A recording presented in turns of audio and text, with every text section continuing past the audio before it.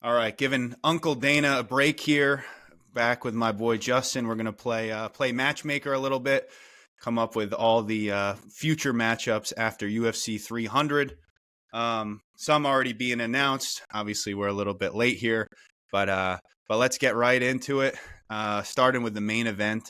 Obviously, like I said, Jamahal Hill has already a fight lined up. But let's talk about Alex Pereira. I know we went a little bit in depth on this in the last episode, but I think it deserves a little more airtime. Justin, who's Alex Pereira fighting next? Yeah, I mean, I think what the UFC loves is that they could do multiple things with Pereira. Given that honestly he has the ability to go up to heavyweight, but I don't think they're obviously going to do that. Dana shut that down at the post fight press conference.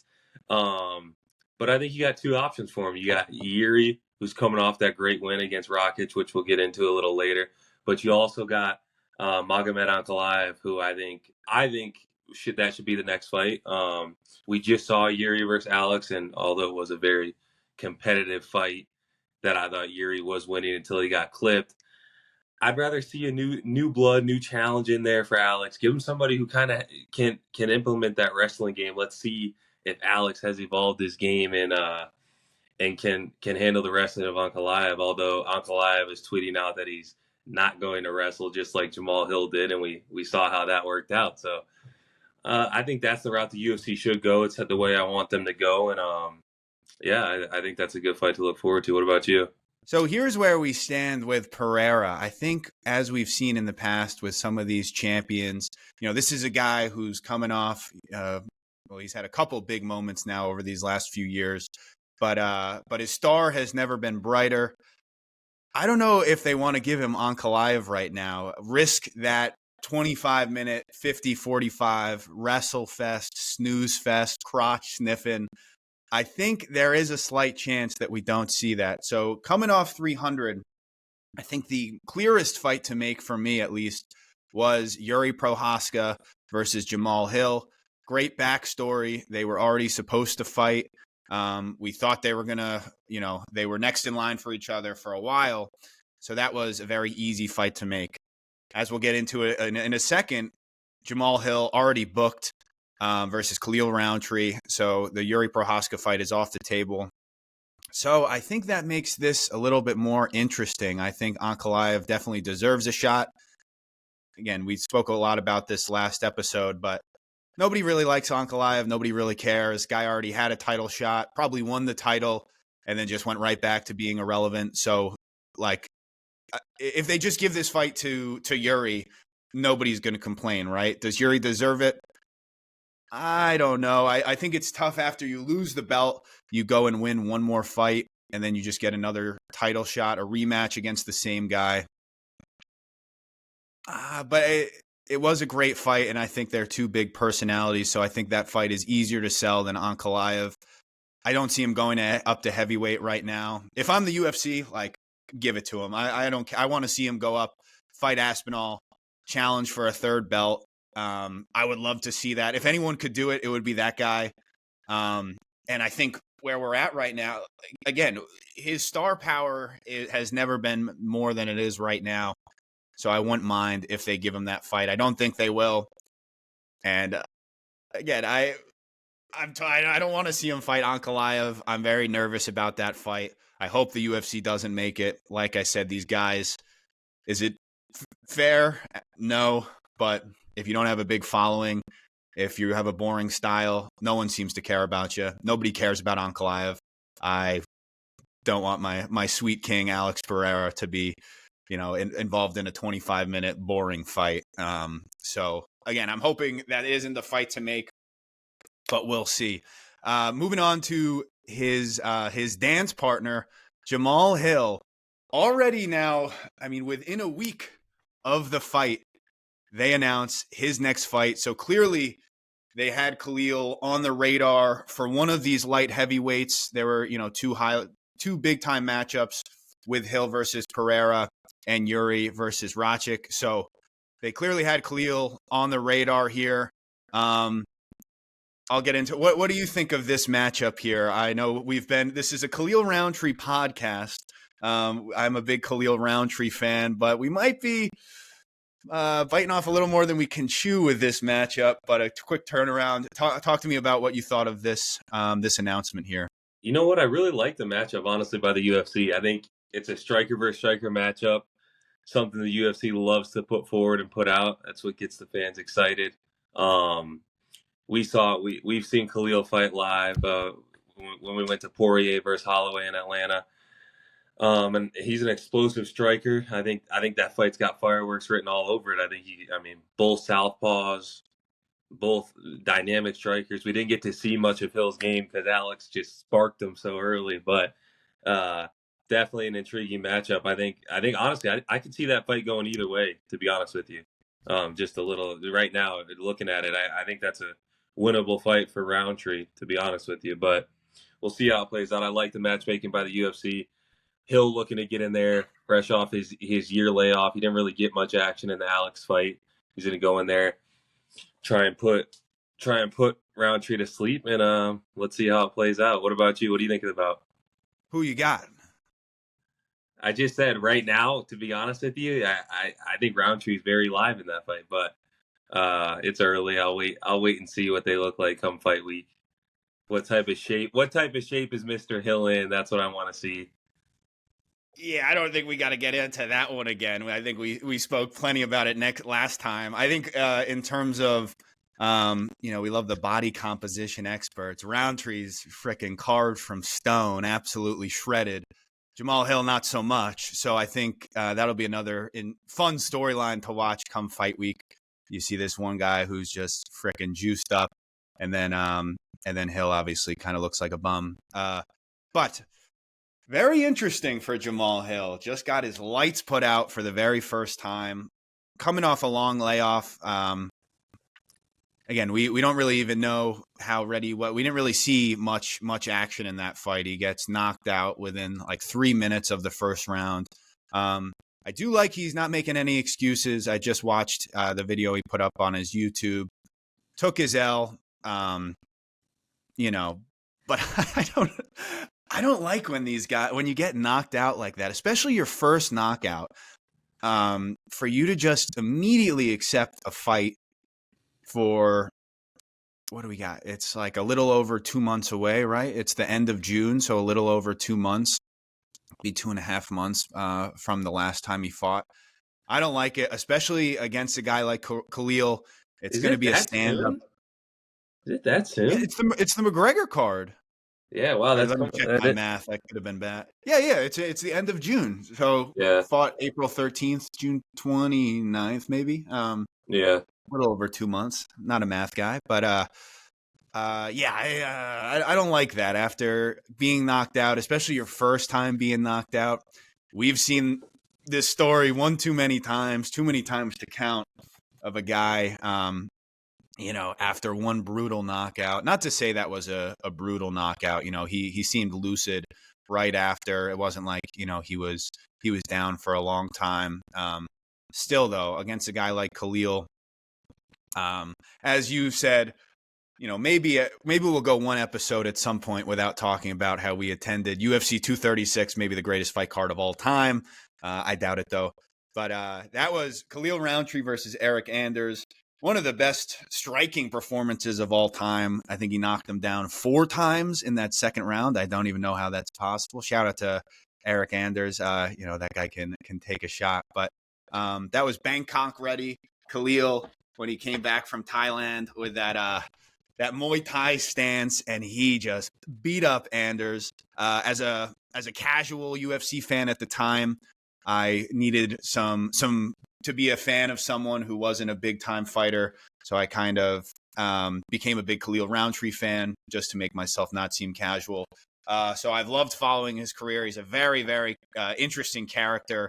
Used to be a 300-pound fat ass who was like depressed and all this good stuff. And now he's contending 205-pound lightweight challenger. So very cool story, a fan favorite, if you will.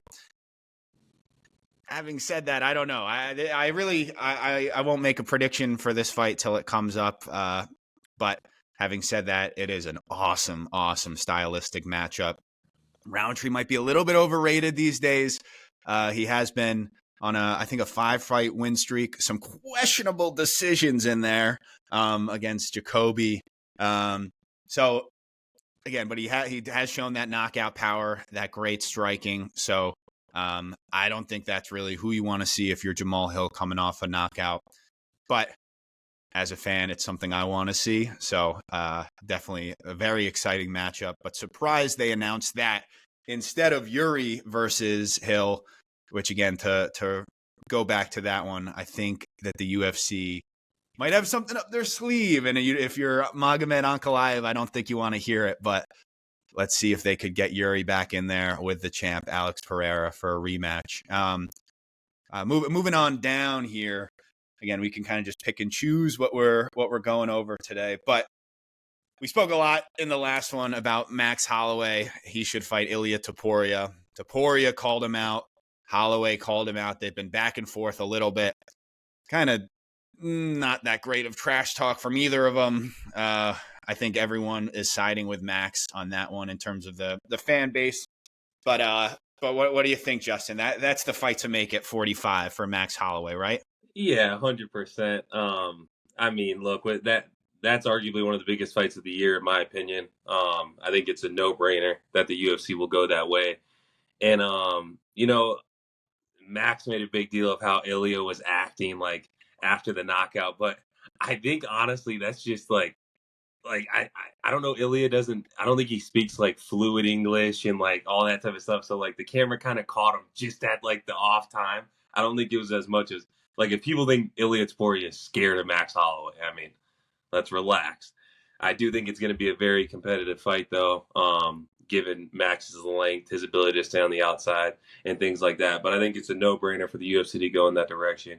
You have a new champion in Ilia who just flatlined the guy that dominated Max and took over the division for so many years. You got a new dog in the yard, the old legend. Can he come back and take the belt? I think it's an interesting storyline, but I'm going to be honest with you. I think people don't realize just yet how good Ilia Topuria is overall. And I'm not just saying it as if, we've seen him do all this stuff on the ground, his grappling, his wrestling, things like that. But when you just hear about some of these guys talking about his training, you see him like you can tell that this guy's a complete fighter. And I think it's one of those fights where can Max hang on the outside for 5 rounds and not get fucking flatline, or does Ilia want to take him down? Because I think if he does, he has a big advantage on the ground with Max. So very interesting fight. I think the UFC will definitely go in that direction.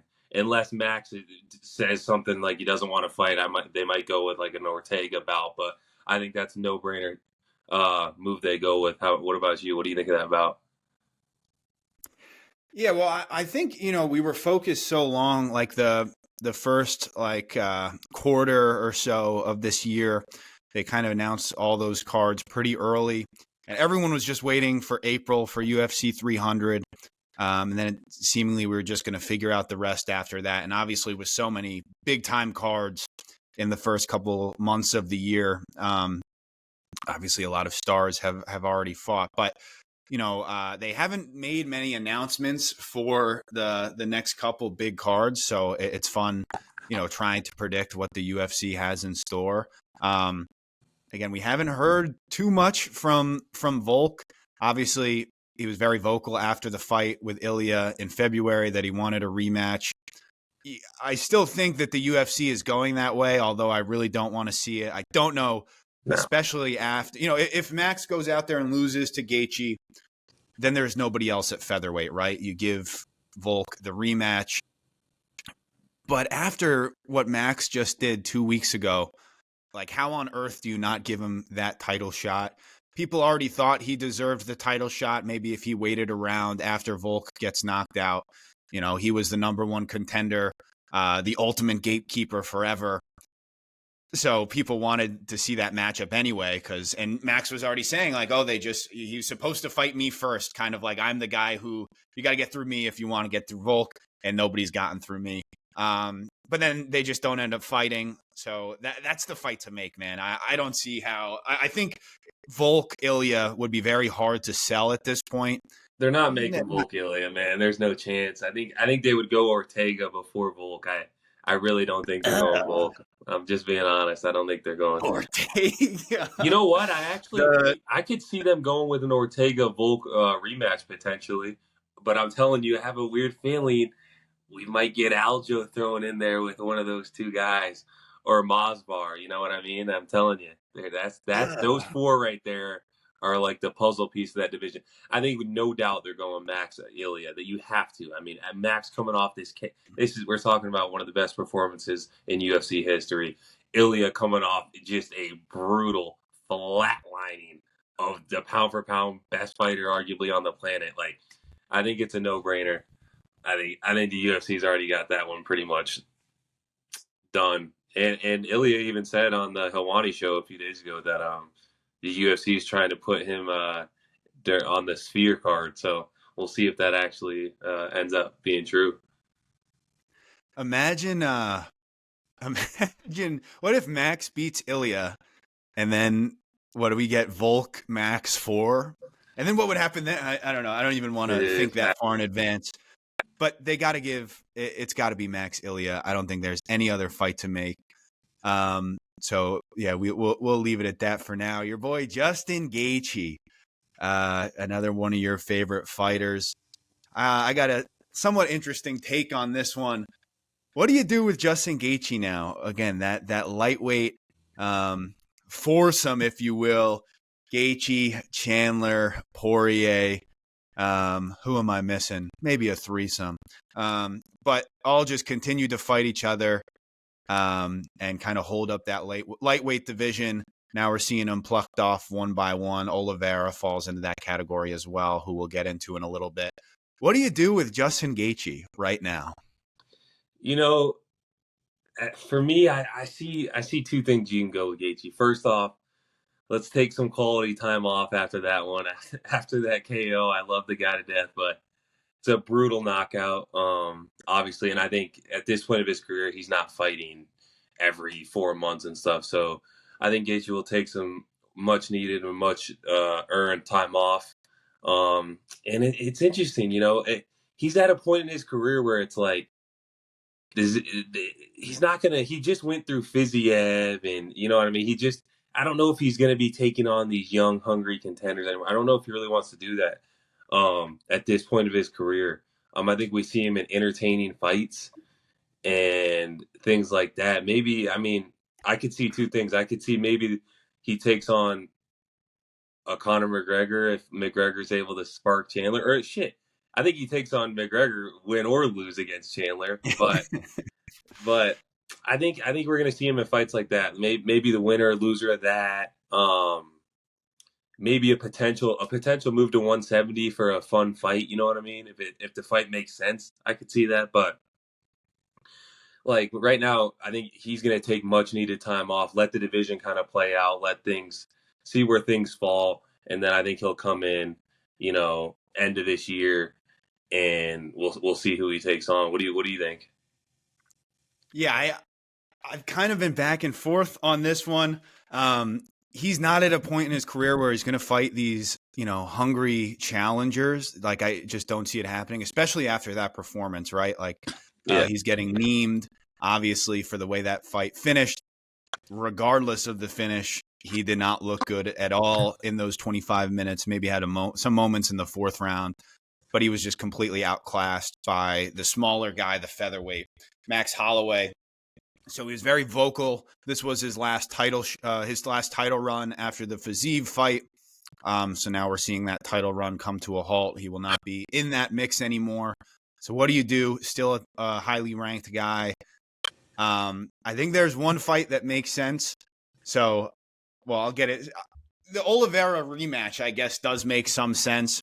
We'll get into Olivera in a minute, but like, two guys that have been in that top 5 for a long time. Obviously, Olivera was the champ for a lot of it, but over these last 5 years, they've been two, in the title picture forever. Gaethje's gotten 2 title shots. Olivera had won the belt, and he's still been in the top of the division since he's lost it. That was a very fun fight. That was like the most exciting 3 minutes of my life. But I think that rematch makes some sense. Other than that, I just don't see it. Don't see any fights for him. But I'll read a quote that my high school football coach always used to say, one of my favorite quotes of all time, by my guy Chief Tecumseh. And I think it really resonates with my guy Justin Gaethje. When it comes your time to die, be not like those whose hearts are filled with fear of death, so that when their time comes, they weep and pray for a little more time to live their lives over again in a different way. Sing your death song and die like a hero going home. Justin Gaethje, although getting, again, the fight did not go the way. You can't finish the fight any worse than face first in the canvas, taking your sweet time, coming back to consciousness and getting up. Everyone was saying there couldn't be a worse way. Like, he won't retire after that, right? Because of how bad that would look. I think the complete opposite. I think there is no more badass way for Justin Gaethje to hang up the gloves than what we saw. The guy, right? Your favorite fighter's favorite fighter, the most entertaining fighter in the UFC, the most violent man in the most violent sport. All these, quotes that people say about him, all true, right? Is there a better way? Dying on your sword, going out like a hero with your fate. That's what his career has been. He's been violence personified. He's been at the end of the Poirier fight, the first one, where he can't stand up and he just he's like falling on the ref. He's like, how'd you stop that? I'm good. That's Justin Gaethje. I think that would be the cool. And again, I'm not saying he should retire. I'm not really. I'm just saying I couldn't think of a more badass thing to do than kind of saying fuck you to the people who have been memeing him and whatnot. That's what a cool way to go out, dude. I know it sounds a little a little strange, I guess. That isn't the ideal way to go out, but for a guy who fights like Justin Gaethje, fucking car crashes, he looks for all the stuff we've heard about him over these last 5 years. I think that would be such a cool way to go out. But yeah, so I think there aren't really any fights to make for him. You didn't give a name, right? Like, if it's not Olivera, Honestly, go out like a hero, die like a hero, going out on your sword. I think it would be a cool way to retire. I don't think he will. I really don't think he will, but I think it would be cool. No, he mentioned the other day that he's not going to be hanging it up. I know. And when you're at a point in your career like he is, and you were just that close again to another title shot, it's like, let's be honest, I don't think anyone's going to be hanging it up when you like in Gaethje's mind, you got to think that he still feels like he can hold the title, you know what I mean, one time before hanging it up. So I like I said, I think he's going to take a lot of time, and I think we see him fight probably either a Chandler rematch or a McGregor fight. The only thing is, if Mystic Mac comes in and puts on the comeback performance of a lifetime, we all know what's going on. It's an immediate title shot, and who gives a shit what anybody thinks? It's an immediate title shot if he wins. Could it be at welterweight? Could he fight? It could be at whatever he wants. He calls the shots with a win. The triple champ. Hey, with a win in June, McGregor gets to. He can fight for the heavyweight championship. Dana will say yes. Absolutely. I love it. I love it. And I think, there's no arguing that. But with it being at welterweight, that is so funny. And again, just nobody cares with McGregor. He can do whatever the fuck he wants. There's no reason that fight should be at welterweight. You do what you're told. 185. But yeah, at 170, Matt, he knocks him out. It would be great if Bilal and Leon, if Leon doesn't get booked before then, and then they just give McGregor to that. It's actually interesting that Leon hasn't been booked, but I do think there's a London card that's going to be coming up that I believe they'll probably put him and Aspinall on. I would assume, or something like that. Yeah, I'm blanking on when that is, but I think again, I want to say it's like 304 or something like that. Yeah, Aspinall said something about it. Aspinall kind of leaked it. Yeah, no, I know they've announced that, but I don't remember the date. I could pull it up. But yeah, that's what I was saying earlier, man. I feel like we were so focused on 300 forever that maybe, there are still many big cards to come in the coming months that there haven't been too many announcements about the specifics of. Let's move on down. Arman Tsarukyan, Charles do Bronx, Olivera. I think we're in agreement about this one with Arman. Arman Tsarukyan has to be fighting for the title. He has to be next for Islam. I know they have him booked for June. Arman came out and said that they offered him the title shot in June, moments after his fight with Olivera. Obviously a ridiculous thing to do, and I think they knew that he was not going to accept it. Right after that, they announced Poirier for the title in June versus Islam. Islam hasn't fought in a while. I really hope that, maybe he doesn't go through a war with Poirier and we could see him in there very soon after. So I don't think if you're Arman, I don't think you fight again. I think you sit out and you wait for Islam for the belt. Do you agree with this? Yeah, I agree with it for sure. If I'm Arman, I'm sitting out and waiting for my title shot. But I will say, just knowing how the sport works, knowing how Dana and the guys who obviously have built this company off of, there's no absolute locks when it comes to Arman getting a title shot, especially with Arman being like a grappling style, not the most entertaining fighter. I wouldn't want to be waiting around for a title shot with Mystic Mac coming in about 2 months. Not a good time to be waiting for a title shot. I'll say that. So who knows? I mean, if I'm him, I would have probably accepted the fight just because, dude, in this sport we see how fast the sport moves. You don't want to really, when you got a shot at the title, you got to take it. But if I'm him, yeah, hopefully the UFC gives him what he deserves, which is that title shot, and he's the last guy to give Islam other than the Volk fight, I think he's the last guy to give Islam a true test. So it's definitely going to be interesting to see if he gets that title shot or not. What do you think is next for the fan favorite, Mr. do Bronx, who didn't have the most entertaining, didn't have the best performance there at 300? What do you think's next for the legend of Brazil? Olivera, as you said, as well liked of a guy as there is in the UFC. You hate to see that some people are saying that he won this fight. You got to be a little bit of a moron. Probably a lot of the same people that think Volk beat Islam, or Strickland beat DDP. Or that one was a little bit closer. But as I've always said, you either die a hero or you live long enough to see yourself fight Mateusz Gamrot. That's who I see as next for Charles Olivera. I hate that fight so much. Even saying it pisses me off. 27 Gamrot. Wrestling snooze fest. Dude, I think Gamrot, he's such an interesting character. After the Tsarukyan fight, that was super close, but I mean, that was if you're grappling, that was as good as it get your Super Bowl, right? All the scrambles, all those exchanges on the mat. It was a fun fight. It was a close fight. Gamrot won, but a lot of people think Arman did.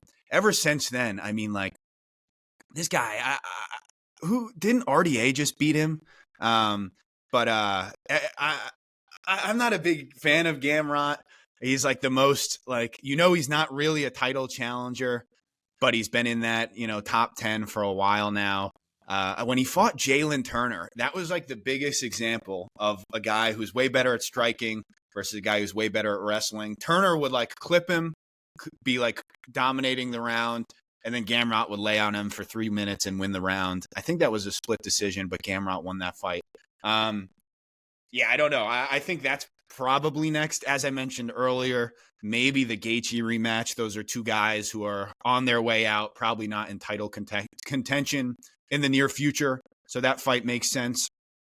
Kind of, not really makes sense. But yeah, I think Gamrot could be next for him. That would be just I don't know. It's a weird fight. But again, these guys who have been in contention for so long, it's you don't really know what exactly to do with them because they're not really in that picture anymore, at least not in the near future.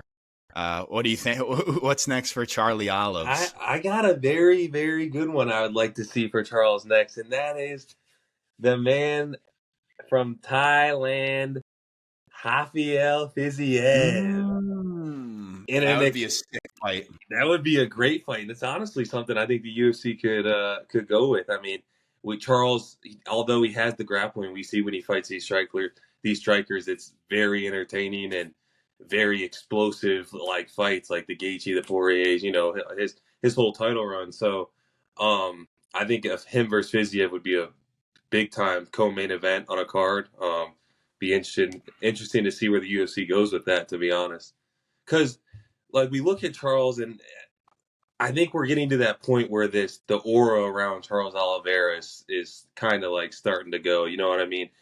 Once looked at as like top 3 pound for pound fighter, rightfully so on his run, but like we talked about, like on his run, yes, he's fighting big name guys and he was beating some big name guys, but he was fighting guys that it was such a one-dimensional fight, like Poirier, even Chandler. Chandler could have wrestled and probably won the fight, but he didn't wrestle like he should have.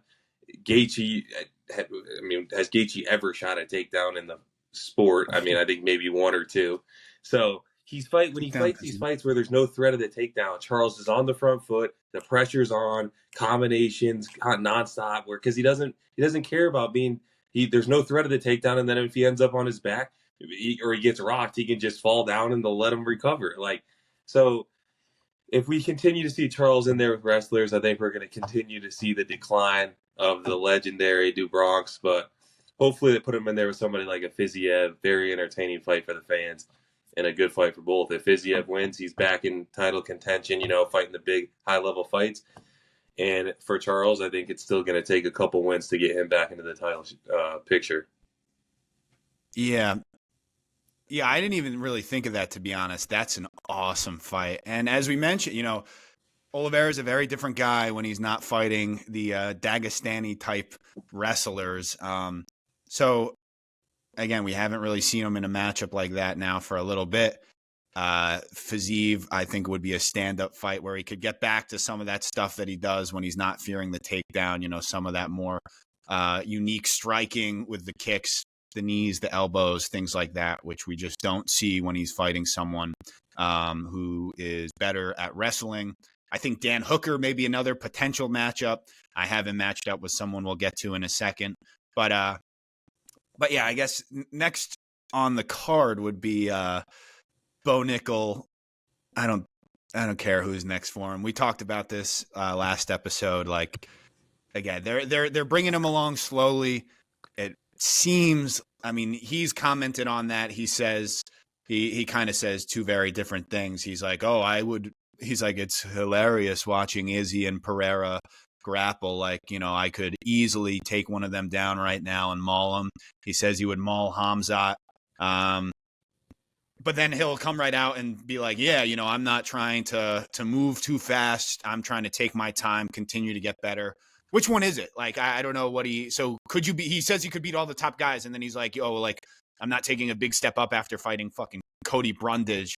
So I don't know. I think his next fight will be against someone, again, that I have not heard of. So who that will be, I don't know. I don't care. It'll probably be on the main card of like the McGregor. It might be the co-main and the McGregor fight, or he probably might headline the Sphere or something like that. Against fucking, I can't even. I know like middleweight is such a terrible division. I can't even think of like a bum in that division. Again, I would love. I think the name that came to mind instantly for me of like a wrestler was like Jack Hermanson, or you mentioned Marvin Vettori. Hermanson is a lot more realistic. Neither of those fights will happen. I'm talking too much about Bo Nickal, giving him too much airtime. So I'll wrap it up. Any comments on what's next for Bo Nickal? Yeah, 2 things. One, obviously, I think the UFC, the matchmakers, they all saw that this guy is nowhere near ready for the elite of the elite.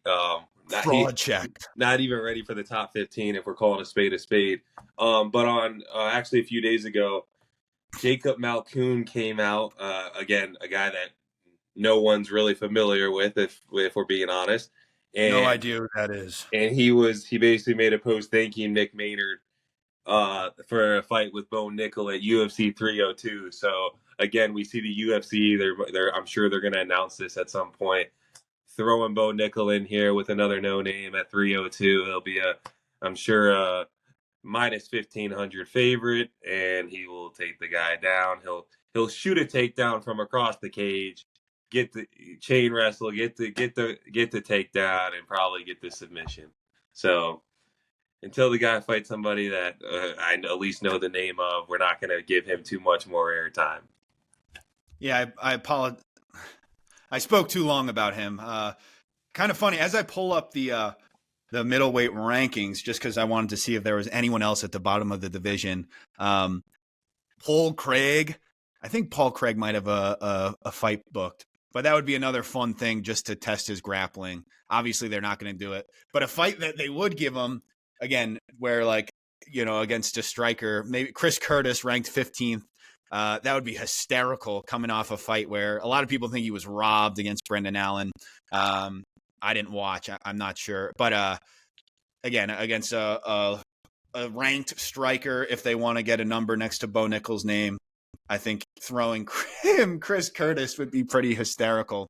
Don't think it happens. Again, I'm talking way too much about Bo Nickal. We move on to the prelims, to a guy we've already discussed, a fight we spoke a lot about. Jiri Prochazka, Alexander Rakic. Again, we already mentioned Jiri. Maybe there's a rematch against Pereira for the belt. That's what he said he wants. He's also come out this week and said he wants to fight at middleweight if he doesn't get that, or even if he does fight Pereira again, he eventually sees himself at middleweight. That guy is massive, and he's never making middleweight. I think some of these fighters just like to tease potential weight class changes just kind of for headlines. Actually, that's definitely not what Yuri's doing. I don't think he would ever do such a thing, the samurai. But still, an interesting thing for him to say. If he doesn't get the title shot versus Pereira, who do you give him, right? I think coming off 300, we both said, I think the easiest fight to make, two guys that were on the same card, Jamahal Hill, Jiri Prochazka, sells itself, massive fight, two top of the line guys, two guys that were supposed to fight for the belt for a while. Everyone would want to see that fight. The fact that they didn't make that fight makes me think that Jiri might get a title shot. I don't know. If they don't give Jiri the title shot, who's next for him at light heavyweight? Yeah, I mean, it's tough at 205 because the division is like so top heavy that it's like, do you want these guys to keep, just fighting the same boat of people? But I will say, I'm going to talk about just a quick little dark horse here at the 205-pound division, and that is Mr. Nikita Krylov, a complete fighter who has the wrestling ability to give some of these guys big problems as well. Just going to throw it out there. Quick comment. Nikita Krylov fights Alex Pereira. My money would be on Nikita Krylov. Just want to throw that out there. He's a dark horse in the division. Another guy that we've seen fight live, by the way. He's been in the UFC for quite some time now. Gotten it out the mud, and he's slowly climbing up the rankings. But he's a guy lurking in that 5-6 range that I think I'd love to see maybe Jiri fight. But also, I think we could see you want to just get Jiri a little action, get him a KO leading up to this Pereira rematch. Throw him in there with Johnny Walker. Give him a flatline KO look, an explosive fight, a fun fight for the fans. I think that'd be a good one. But I think Johnny Walker would be a good one for Mr. Alexander Rakic. Yeah, I like that. I know. Let me look at Johnny Walker's booked for Volkan Oezdemir, I think. Dude, I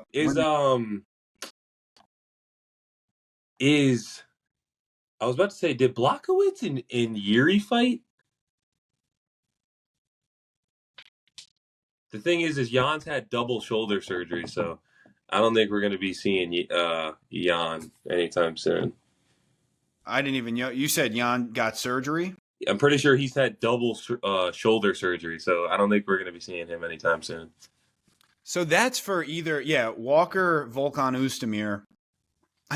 I feel like Volkan fights like once every 2 years, but Yeah. Johnny Walker, I think the UFC would like him to win in June, but that's a while away. I don't know if their timelines match up because I think for either of these guys, for Yuri or Rakic, that's a fun matchup. But yeah, at light heavy, I love the Nikita Krylov shout out. He's definitely one of the more skilled guys in the division. And now it's time, I think, for him to start fighting these top contenders in the top 5. Although I don't want it to be Yuri because I'm not sure how that fight goes. I don't know. I think, again, these guys are somewhat in similar positions. I think I was going to say Jan Blachowicz, another guy who was on Yuri's radar for a long time, that we saw that fight happening when Yuri was the top contender and Jan was the champ. And then when Yuri was the champ and Jan was the top contender. If Jan's not fighting, again, I don't really see who you throw in there with Yuri. I love the Johnny Walker potential matchup. I'm just not sure those timelines match up. So I would love to see him in there with Pereira for a rematch. If not, again, I don't really know what you do with him. Krylov, I don't really love that fight for Yuri. I guess Johnny Walker I would like, but I don't know if their timelines match up. Rakic was a guy we spoke a lot about. I think, he couldn't have looked better. Unfortunately, he walked away without a victory, but I hope he can keep that momentum going. Again, I think the winner of that Johnny Walker versus Volkan fight could be next for Rakic. But if they don't, again, Krylov needs a big fight. That fight makes sense. I think we saw against Anthony Smith that Rakic is a much better grappler than some people give him credit for. I really would have liked to see him fight Blachowicz. That's a loss on his record, although I thought he was dominating that fight. He looked really, really good in that fight. Yeah, dude. Early on in fights, dude, Rakic is. I'm telling you, in the first round of fights, he's so explosive and so twitchy. He's one of the at 205 first round. I wouldn't want to be fighting Alexander Rakic. You know what I mean? It's just tough. He's had the ACL tear, and he does have he's so explosive and muscular that he does lack some cardio as the fight goes on. But dude, he's tearing up legs quick at that division. You know what I mean? The leg kicks, the calf kicks, explosive guy. But I don't even know if it's a cardio. I don't even know if it's a cardio thing. He wasn't gassing out in this fight against Yuri. Like, again, Yuri just decided, the samurai was awoken in him. He read the Book of Five Rings in his corner. Shout out Miyamoto Musashi. And then he came out and just decided to win the fight. Don't think it was a cardio thing there. And then against Jan, which was already years ago at this point, I know he blows out his knee in the second or third round. So again, it didn't look like he was gassing in that fight, but we haven't seen him in those wars, in those championship rounds. So who knows? But again, as explosive and as good of a light heavyweight as there is in the first round, I would love to see him in there with another top 5 guy. Hopefully not Nikita or a great wrestler. But the thing is I think Rakic is a guy who's has a strong enough base and is explosive enough to where Krylov would have a much tougher time keeping him down than the likes of Yuri and Alex, to be honest. I think Krylov would take Alex down easily. But those other guys I don't know. It's interesting to see how it's going to play out. The thing about Krylov is he doesn't fight. He's not a very active guy. And I don't know if that's him or I don't know where he lives or how that works. But he doesn't seem like he's the most active guy. You know what I mean? Yeah, when was the last time he fought? I'm pulling that up. Right, dude, he doesn't fight that often. He fought Ryan Spann. Dude, he hasn't fought since March of 23? That's what I'm saying, dude. Oh, remember when he knocked out Gustafson, the Blades Aspinall card? Yeah, that was a while. So, again, I don't know. I honestly don't know if he's hurt or what's going on with him now. But it's funny with light heavyweight, a division that's heating up now. I think it's a lot more interesting than it was a couple years ago. It's been the John Jones curse forever. We finally saw the belt get defended against another light heavyweight. for the first time since John Jones allegedly did it against Dom Reyes. Emphasis on the allegedly. So but now we have with Ankalaev and Krylov, it couldn't have been a better situation for Pereira, right? He moves up to a division that's top guys are Jiri Prochazka, striker, Jan Blachowicz, striker, Jamahal Hill, striker. So he did have kind of the perfect storm to go up and just face strikers in his first couple fights. That can't last forever. Again, we know he's a credentialed black belt now, so he does have the grappling work if needed against these guys, these Dagestanis. But yeah, light heavyweight, interesting now, finally, for the first time in years. I think there's a lot of fights you could make with, or there's a lot of interesting things you could do with Jiri and with Rakic. But let's go down. Again, but my apologies to Aljamain Sterling. I know he listened to episode 2 probably. For some reason, we just couldn't stop ripping on him. Starting 2 minutes into the cast, it was just a lot of Aljo hate. So all respect to my guy Aljo. You know, we're just messing around on here, man. So don't hate us too much. We still expect you to come on the pod. But yeah, Aljo, and we spoke about what's next for him. I don't really care. I think he might fight the broken-beaked eagle, Brian Ortega. We saw him look great against Yair recently. Another guy who's just sits at the top of the division, and it's like he has to defend his spot like every year and a half, and he just comes out broken-beaked eagle. I hope everyone understands that reference. Nobody will, but he just kind of needs to come out and defend his top 5 spot every so often, and he'll be right. He's fought like 3 times since I've been following the sport. So I would like to see Ortega versus Aljo. Interesting matchup, 2 relatively big names in that featherweight division. But, you know, you mentioned Masvar, you mentioned Volk next for Aljo. Again, I don't really think they want to speed rush him to the title. So it's not, dude, it's not about speed rushing him to the title. Here's how the UFC works. When you got a guy like Aljo who, dude, I don't care what Dana White says, when he goes into the Tuesday matchmaking room and they're talking, Aljo is not a guy that they want to continue to win and continue to be this, like, he's not a fun guy to watch. Like, they don't want Aljo's not going to sell pay-per-views for the UFC. So I can almost guarantee you his next fight at featherweight will be a Masvar or Volkanovski, a fight that, one, if he wins, it's gonna, like, he's gonna have to earn it, or if they throw him in there with Masvar, they at least get to eliminate one of the crotch sniffing, boring style fighters. That's what the UFC likes to do sometimes. If there's a guy who really is, Aljo might be one of the best featherweights. We don't know, he might be, but at the end of the day, they're gonna at least put him in there with a Masvar and at least say, okay, one guy wins, we get to eliminate the other guy from title contention, and we don't have to worry about that guy becoming champion in a division that right now is very hot and is going to make them a lot of money. They're going to make a lot of money with Topuria or Volk or Holloway being champion. You got a guy like Aljo or Masvar becoming champion. I don't know if the UFC's breaking the bank for those pay-per-views. You know what I mean?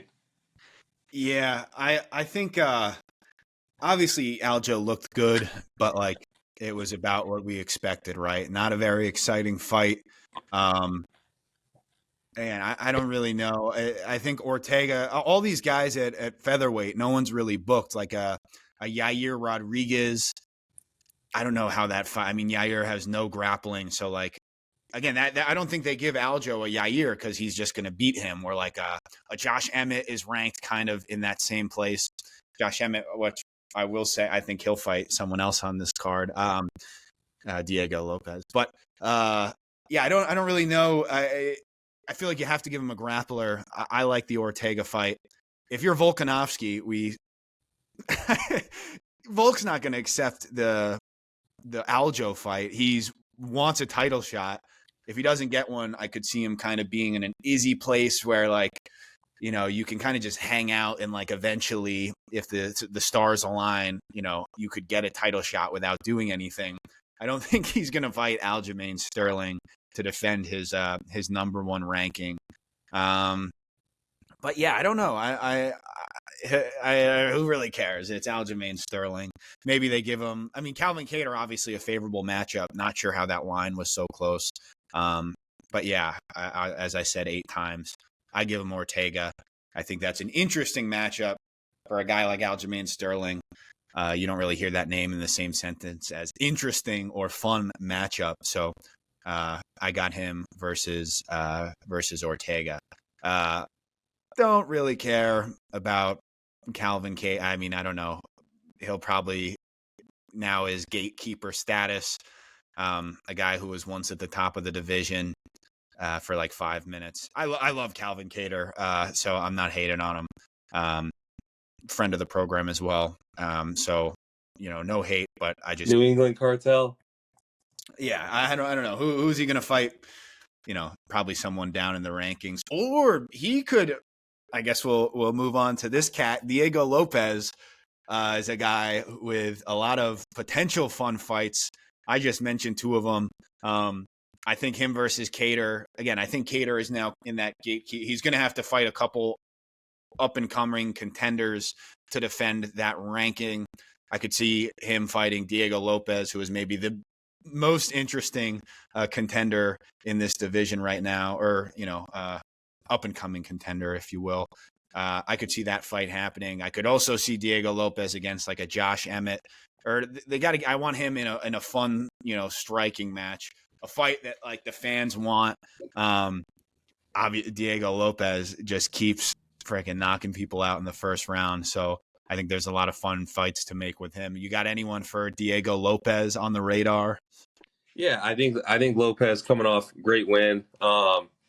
He's had a couple of good performances now, and I think the UFC likes him because he's a guy that just wants to fight and fight and fight, and they love guys that will go out there month after month for about 40,000 and put on a great performance for the fans. I think the UFC loves those guys. So I think you'll start to see the UFC give Diego some good fights. I think we could see him in there with the likes of a Kattar. Probably a striker, entertaining fight. He's proven to be a very entertaining fighter, and he's looking like a dark horse in the division. We'll see. He looks like he's getting a lot bigger. His physique looks like it's like in the post USADA era of the UFC. Let's just say, you know what I mean.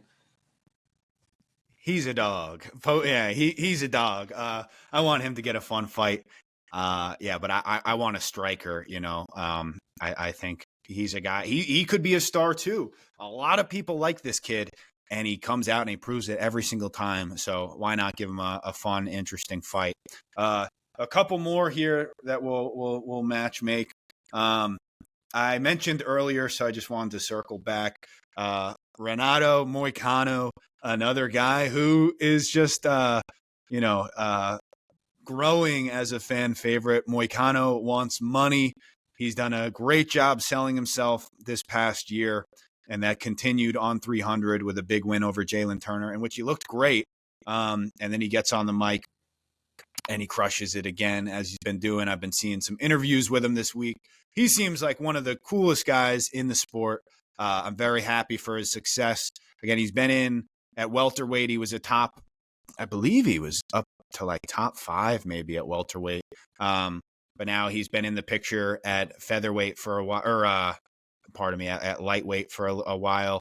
I think you give him, or who did I said this earlier. Who did I have matched up with him? Let me pull it up actually. I'll just go ahead and say I wouldn't say he looked sharp as Mr. Turner sparked him, basically flatlined him, and then decided to walk off. That's a guy who was looking for the 300K bonus when he lands the left hand down the pipe, trying to make it a walk-off KO. Doesn't work out for him. Moicano recovers, takes him down, gets him out of there in the following round. But this is a fight I would like to see, but I also just going to put it out there that I think it's been leaked that Moicano will be fighting Benny Dariush in his next one. So we'll see if that actually plays out. It's a good fight. A fight that if Moicano wins, it starts to really put him in that real title picture where he could be fighting, who knows, the likes of the Oliveras and those guys of the world with a win like that. But yeah, well, he is a fan favorite. He's very active on social media, puts himself out there, says whatever he wants, talks about freedom of speech all the time. So I like what he's doing. Let's see if he can continue to rack up the wins. Who did you have in mind for him? Yeah, I had Dan Hooker. I blanked on that. That's who I was talking about earlier. But I think I agree with you. Not sure it was leaked. I think he is the one who leaked it. So I don't really think that there's any truth to it. Dariush, who was number one contender, coming off back-to-back first-round knockout losses. Again, now he's going to have to go fight some contenders that are ranked lower than him. I think Moicano is a great fight. I said Dan Hooker. Obviously, that makes sense. Both of them, their most recent win against Jalen Turner. So that's a very interesting fight, I think. Two likable guy. I don't even know. Does anyone like Dan Hooker anymore? I don't know. I like Dan Hooker. And I think that's a fun fight. I always forget, dude. I was just watching him and Izzy, some shit they put out on YouTube. I completely forgot he's got like full tattooed body. I thought it was like a Halloween costume. I don't know what the fuck happened to that guy. I guess you get knocked out a couple times, and now he has kind of had, not to say a career resurgence, but it was not looking good for my guy Dan Hooker for a while after the Dustin Poirier fight when he was in the top 5. The best fight of all time, in my opinion. One of the best fights of all time for sure, bro. If you don't like defense, shout out John Anik. But I don't know. I like that fight. Again, I like the Dariush fight too, though. And I guess, as I said, I think Moicano, now that he's getting a little bit more popular, I could see him getting a higher ranked guy in Dariush. But I think the Dan Hooker fight makes a lot of sense as well. But what else? And Jalen Turner. I'm kind of very upset with Jalen Turner. He was a guy that's had potential his whole time in the UFC. After he fought Riddell and he moved down to lightweight, I think he's like 6'3", and he just keeps moving down in weight classes, and everyone's like, oh, eventually, he's just too big for everyone, so he'll figure it out. No wrestling, man. If he and he's so big, dude, he could fight at four different weight divisions. He's so tall and big. But until he works on the wrestling or changes that, he can strike with any of them, but the wrestling's just not there as of now. But let's talk about the future champion here, the women's bantamweight division. Let's just call a spade here. Miss Kayla Harrison comes in, UFC debut against the legend and Holly Holm, who obviously, yes, is on the tail end of her career.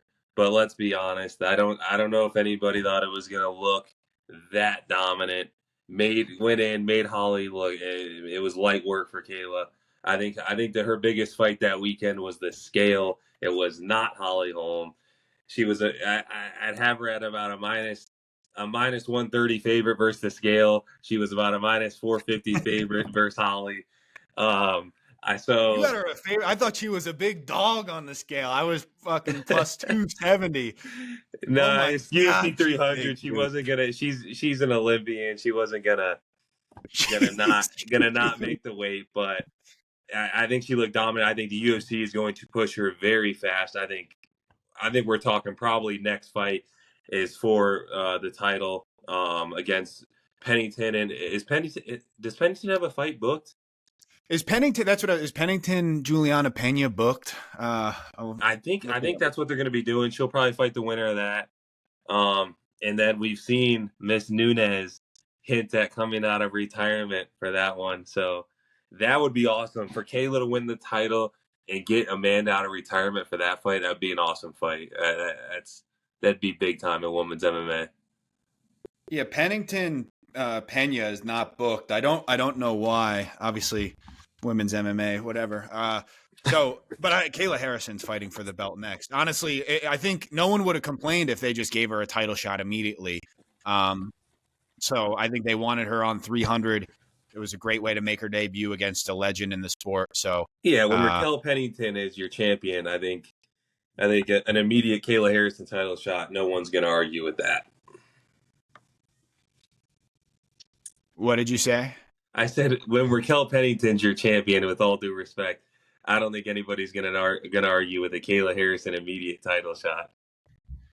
Yeah, I keep getting casual checked with whenever we talk about the ladies. All due respect to the ladies. Yeah, I don't know. I think Pena, like out of any women's fighter, Pena, at least tries to play the heel and say all this stuff, but still nobody cares. I don't really care. I think Kayla Harrison fights next for the belt. If she jumps Juliana Pena, so be it. I don't think anyone's going to be upset about that.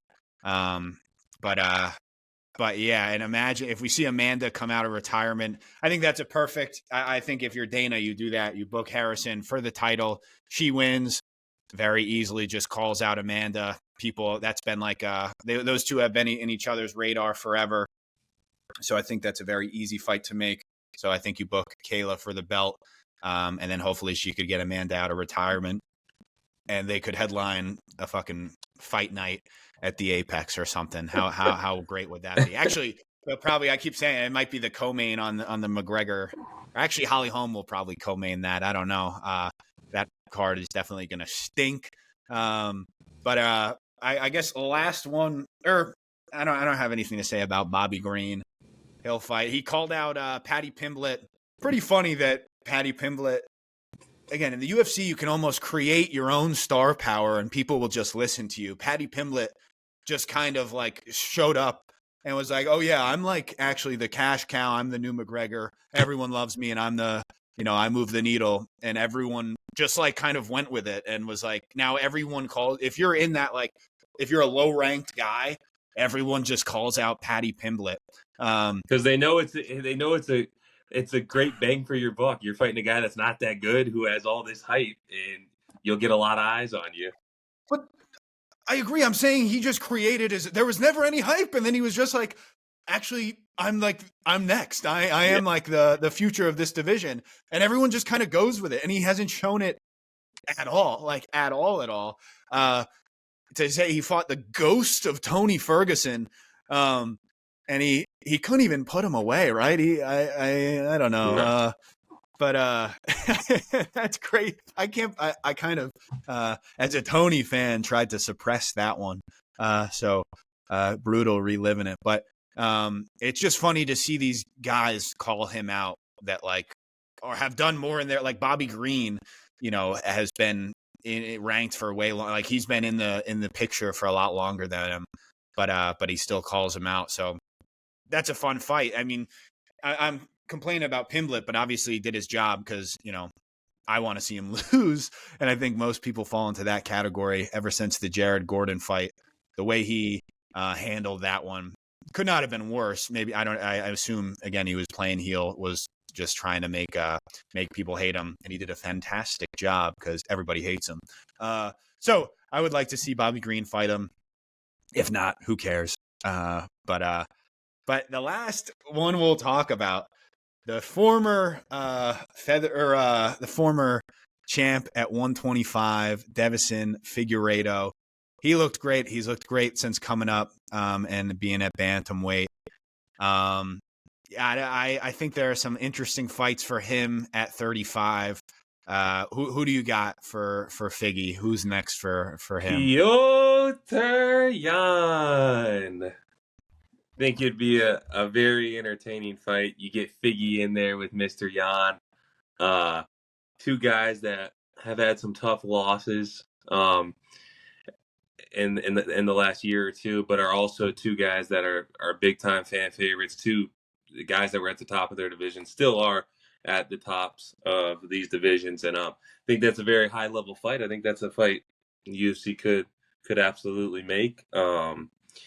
Peter, people talk about a 3-4 fight skid, but let's call a spade here. He beat the champion that is Sean O'Malley very clearly. UFC had other plans. They said, you're not going to get in the way of our money train, Mr. Sugar Sean O'Malley. And they took that one from Peter. So, yeah, I think that's a fight they could make. Thought Figgy looked pretty good. Thought Cody came out and looked pretty sharp, honestly, in the first round. And then things kind of fell off when Figgy started to get the takedown and implement the wrestling. But yeah, I mean, I think that's a fight that I'd like to see him make next. What about you? Yeah, I think there are a couple fun fights you can make with him. Now, being a former champ, you come up, you beat two top 10 guys. Or actually, that's not true. Cody Garbrandt was not ranked in the top 10. But you move up after being a champion. You win two fights. I think your next fight has to be massive. I love Petr Yan. I think that's an amazing fight. How fast this sport moves, man. There was a time a couple years ago where they looked like that was like a dream fight. Two champions. Petr Yan was like a top two, top three pound for pound guy. Figueiredo, I mean, when he came up, everyone thought he might hold that flyweight title for a very, very long time. Again, how quickly this sport moves, man. That was like a dream fight for if Figgy went up, challenge for double champ status. He was talking about it, and then he ended up fighting Moreno 14 times over the course of however many years. So yeah, now as two contenders in the same division, ranked pretty close to each other, that's a very easy fight to make, and it's an awesome fight. Yan finally back in the win column, but I know he's getting surgery, or maybe he just got surgery on his groin after that fight versus Song Yadong in March. Speaking of Song Yadong, that's another potential fight. I don't know if Figgy would take that fight. I mean, Song has been my dark horse in this division forever. He's as talented as anyone in this division, and it's not like he's tough.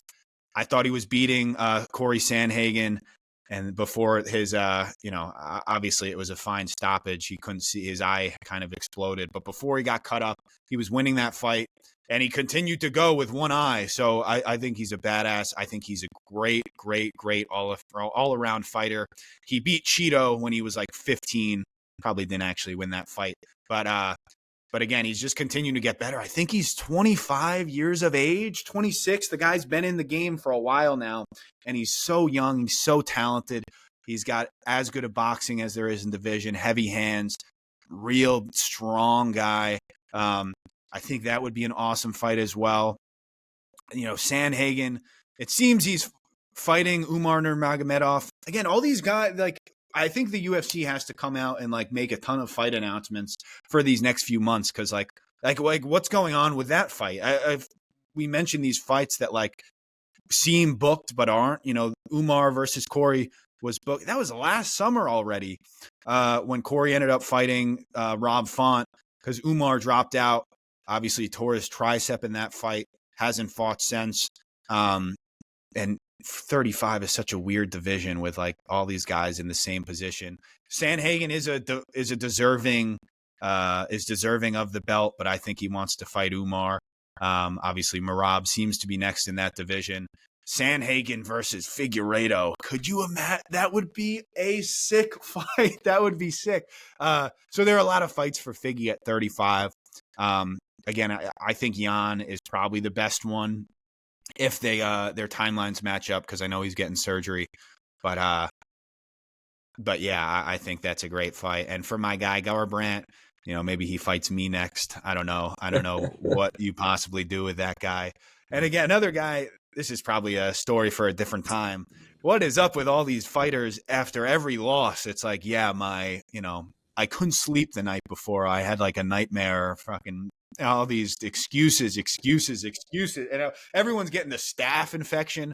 I don't even know what that means. Is that a real thing? I mean, who knows? But it's going around that the PI in Vegas or something, because now everyone, I've never felt great or better or more ready for a fight, and then they lose, and it's yeah, I got 3 hours of sleep last night, dude. I don't know what you expected from me. So I always hate to see that. I get you got to clear the air after a loss, and I think fighting is 95% confidence. So if you're going to come out and say oh, I'm still great, I should have won that fight, I think that's more of a thing for your own mentality.